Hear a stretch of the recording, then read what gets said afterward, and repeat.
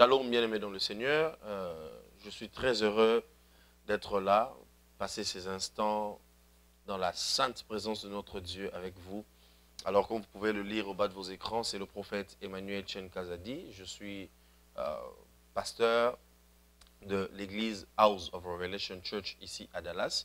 Et le programme de nos cultes vous sera communiqué dès que nous lançons les activités. Alors, je suis là dans le cadre de cette émission afin de partager avec vous la parole de Dieu.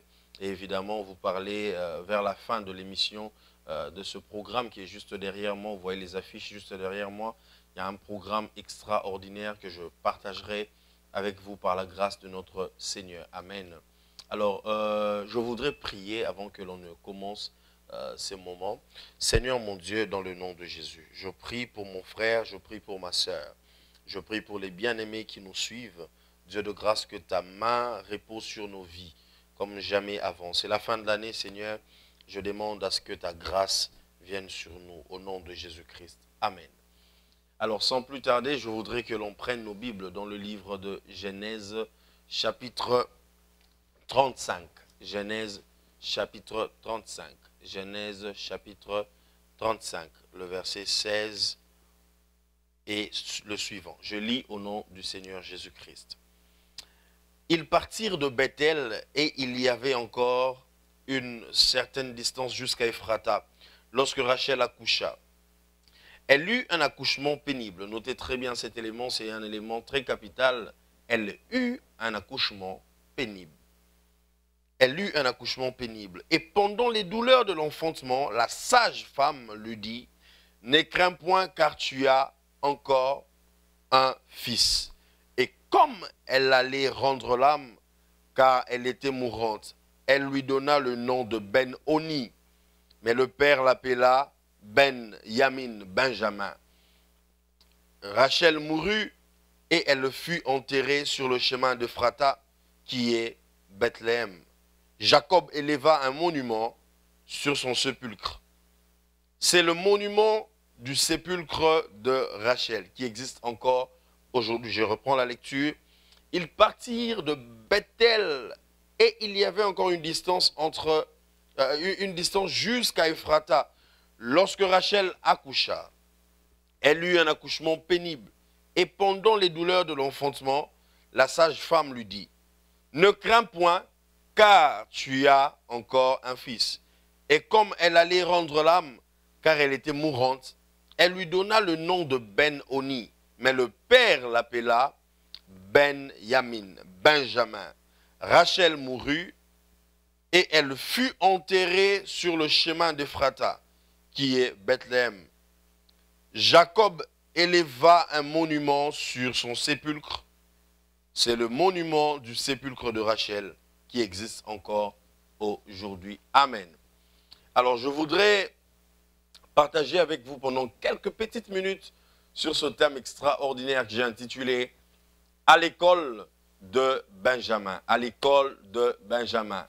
Si tu as un cahier, tu as un carnet, écris avec moi « À l'école de Benjamin ». Nous sommes à l'école de Benjamin pour apprendre quelque chose d'extraordinaire.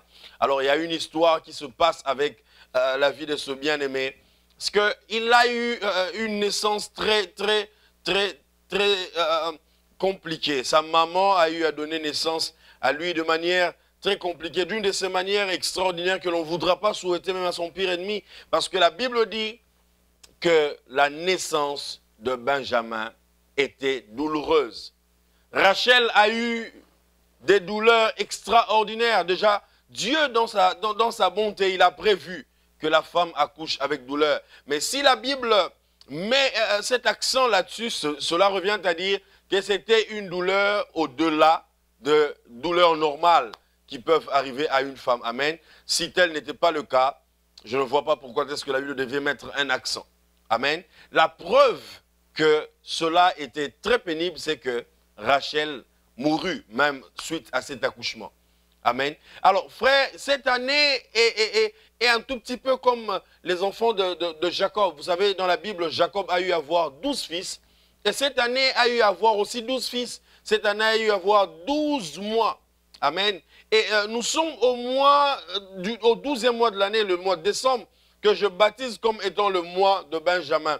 Et ce mois, étant donné que c'est le 12e mois de l'année, et en ce mois, je voudrais étudier avec vous la vie de Benjamin afin que vous puissiez comprendre exactement. Vous voyez, c'est en ce mois que l'on engendre généralement des complications, c'est en ce mois que l'on engendre généralement des grandes douleurs, c'est en ce mois de décembre qu'il y a des gens qui meurent, il y a la sorcellerie qui s'agite, il y a tout plein de trucs.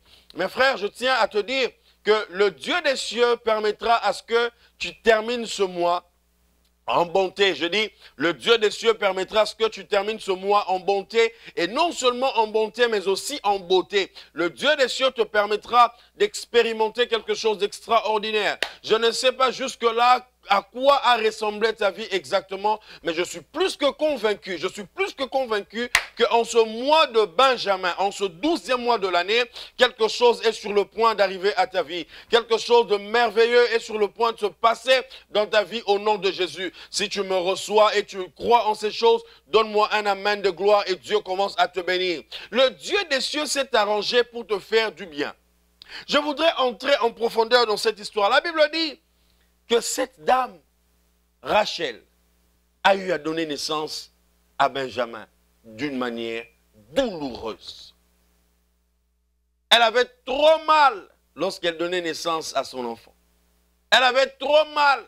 Et lorsque l'enfant est né, la sage-femme a dit, « Hé, t'inquiète, ne t'en fais pas. Calme-toi parce que maintenant là tu as un enfant. » Elle regarde l'enfant et dit, « Ben, cet enfant, je l'ai eu avec autant de douleur. Il n'y a pas un autre nom pour l'enfant. Je nomme cet enfant Ben-Oni. Ben-Oni. Je ne voudrais pas te rappeler la signification de Ben-Oni, mais plutôt la personne qui est à côté de toi. Parce que toi, tu connais déjà. Mais je rappelle à la personne qui est à côté de toi, que veut dire Ben-Oni. Ben-Oni veut dire fils de ma douleur. Fils de ma douleur. Cette année, jusqu'à ce stade, certainement tu l'as baptisé d'un nom nouveau, qui n'est peut-être pas trop agréable. Tu l'as peut-être appelé année de souffrance, année de peine. Peut-être ton mari t'a quitté. Peut-être ton mari t'a sérieusement trompé. Peut-être tu as perdu tes business. Peut-être tu as perdu X, tu as perdu Y. Et tu as donné un nom à cette année. Je viens te dire au nom de Jésus, ne sois pas pressé à baptiser ton année avec un nom de malédiction parce que Dieu n'en a pas encore fini. Dieu n'en a pas encore fini et lorsque Dieu n'a pas encore fini, ne sois pas trop pressé. Voilà pourquoi la Bible dit que lorsque Rachel a appelé, alléluia, cet enfant Ben-Oni, la Bible dit que Jacob l'appela Ben-Yamin. Jacob donne un nom totalement contraire à celui de Benjamin, de Rachel, parce que Rachel l'appelle fils de ma douleur. Fils de ma douleur, mais Jacob l'appelle fils de ma droite. Le même enfant avec différentes appellations. L'un nomme à cause de la situation, l'autre nomme à cause de la révélation. Alléluia. Rachel a nommé cet enfant par rapport aux événements, mais Jacob nomme cet enfant par rapport à sa destinée. Écoute, un homme spirituel ne se concentre pas sur les événements, n'attend pas les réalités, mais les précède. Un homme spirituel n'attend pas que les choses le surprennent, mais précède ces événements. Sois pas pressé à maudire ton enfant parce que les études ne marchent pas, dans la vie rien ne marche. Ne sois pas pressé. Proclame une parole de bénédiction. Je viens dire à quelqu'un, cette année n'est pas ton année de malédiction. Cette année est une année extraordinaire pour toi. Cette année est une année très bonne pour toi. Les quelques jours qui te restent à vivre dans cette année, je suis en train de me tenir dans ma foi et je comprends, je crois, je tiens bon dans cela. Parce que Dieu n'en a pas encore fini avec toi. Donne-moi un amen de gloire et quelque chose de merveilleux commence à t'arriver. Je dis ceci. Quelque chose de grand est sur le point de t'arriver. Quelque chose de grand est sur le point de t'arriver. Ton année n'est pas l'année de douleur. Ton année n'est pas l'année de souffrance. Tu peux avoir des souffrances, but let me tell you something. You are just going through it. You are just going through it. You are not staying there. You're going through. Quelque chose est en train de se passer et tu effectues un mouvement extraordinaire parce que Dieu te fait grâce. Je dis Dieu te fait grâce d'avancer. Dieu te fait grâce d'avancer. Je dis Dieu te fait grâce d'avancer. Tu ne seras pas retenu par quoi que ce soit en cette année. Cette année est une année extraordinaire. Et ce mois est ton mois de bénédiction. J'entends quelqu'un en train de sourire. J'entends quelqu'un en train de se réjouir. J'entends quelqu'un en train de chanter un cantique d'allégresse. Parce que quelque chose est en train de se passer. L'esprit de révélation me saisit et Dieu est en train de me dire quelque chose. Lorsque le Seigneur était né sur cette terre des hommes, la Bible dit que les bergers sont venus et ils ont chanté un cantique. Les anges chantaient des cantiques. Les anges chantaient un cantique extraordinaire. Mais vous savez, lorsque le diable aussi descendait sur terre, la Bible dit que quelque chose a été dit. Et c'est quoi? La Bible dit ceci. Malheur à la terre et aux habitants de la terre. Parce que le diable est descendu avec une forte colère. Pourquoi? Sachant qu'il lui reste peu de temps. Mais lorsque mon Seigneur Jésus-Christ est arrivé sur la terre, on n'a plus chanté ce même cantique. On a chanté paix sur terre. Paix sur terre. Je ne sais pas qu'est-ce qui est arrivé à ta vie et qui a emmené le tourment. Mais je viens prophétiser une saison de shalom. Je viens prophétiser une saison de paix. Je dis la paix de Dieu est en train d'arriver dans tes affaires. La paix de Dieu arrive dans ton mariage. La paix de Dieu arrive dans ta marche avec Dieu. Alléluia. Ne sois pas pressé d'annoncer des faux et des mauvais résultats sur ta propre vie. Le diable t'a tellement secoué en cette année. Mais je voudrais te dire en ce mois, il est en train de lâcher ta vie. Je prophétise, je dis, il est en train de lâcher ta vie. Je m'adresse à toi qui me suis maintenant. Il lâche ta vie. Ma soeur, le diable lâche ta vie. Cette maladie qui t'a beaucoup dérangé, le diable, je dis, le diable lâche ta vie au nom de Jésus. Le diable lâche ta vie au nom de... Je dis, le diable lâche ta vie dans le précieux et glorieux nom de notre Seigneur. Quelque chose d'extraordinaire est en train de se passer dans l'atmosphère. Quelque chose de grand commence. Quelque chose de grand commence parce que Dieu est en train de libérer ta vie maintenant. Je ne sais pas qu'est-ce qui a dérangé ton année. Peut-être tu as cherché un enfant du début à la fin de l'année. Tu n'as pas eu. Dieu a quelque chose de glorieux pour toi. Dieu a quelque chose de merveilleux pour toi.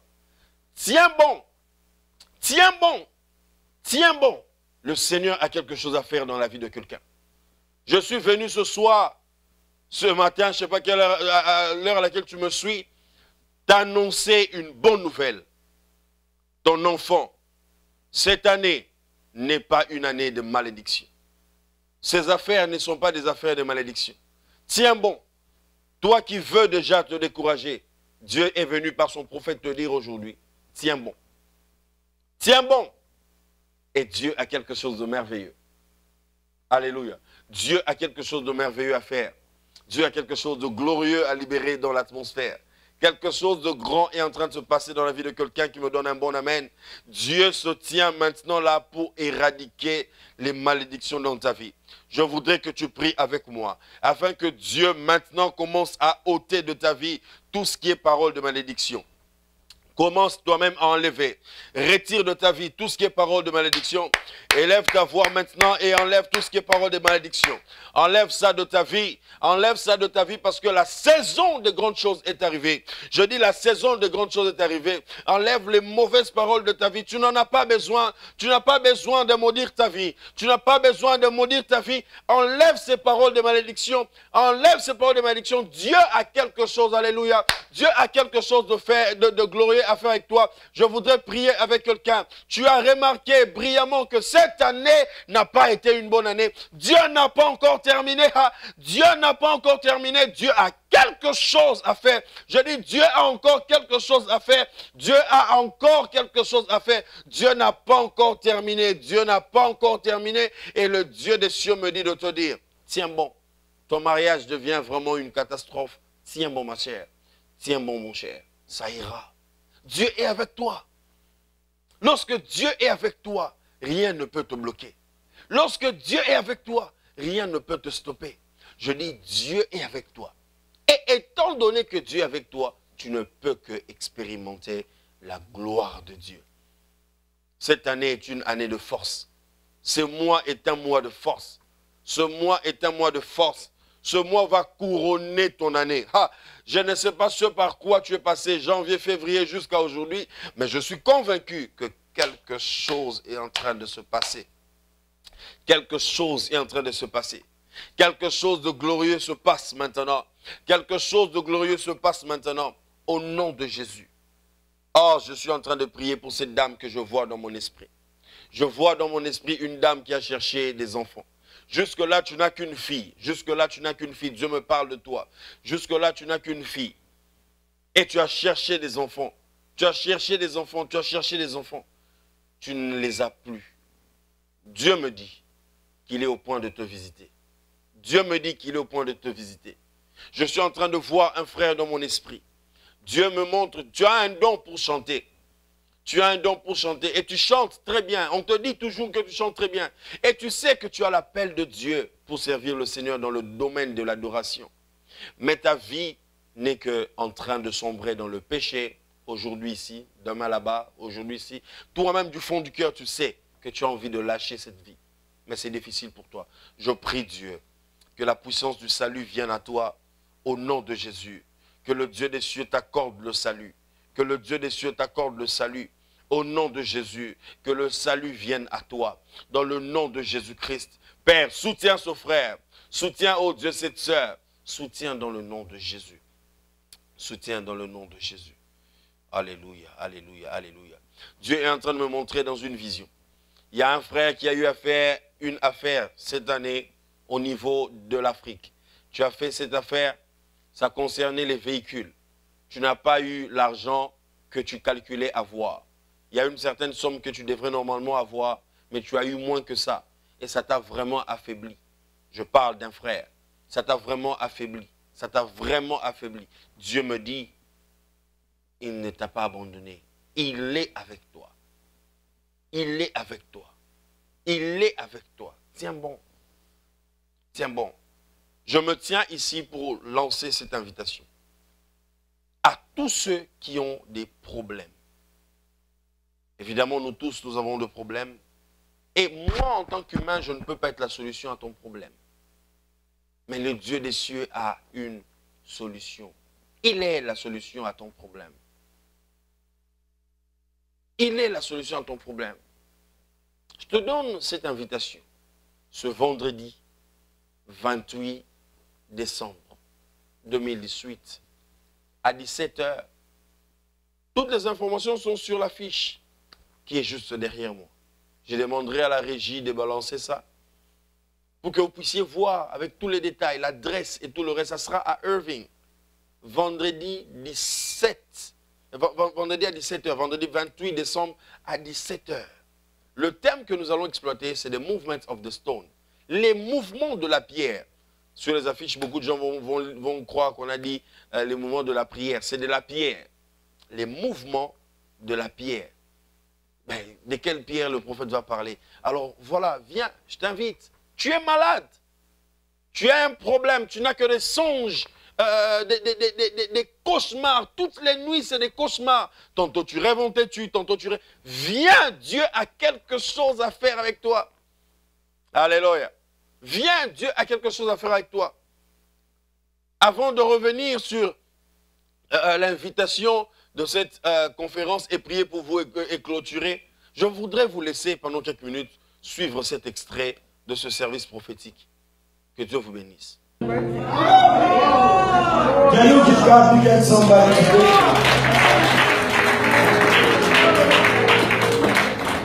The 1st of August. If I be a prophet of the Most High God, of whom I really know that I am, I prophesy success in your life. I decree and declare that your life shall never be the same again. Amen. Next season, at that time, you shall testify the hand of God. And the Lord is strong with you. Hallelujah.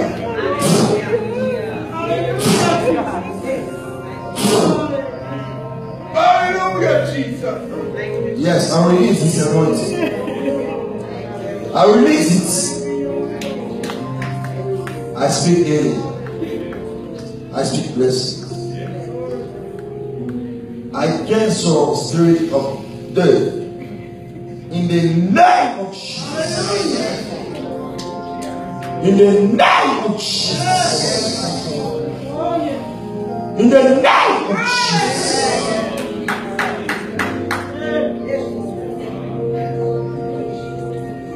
Pastor, I want you to pray with this couple. Just cancel the spirit of death.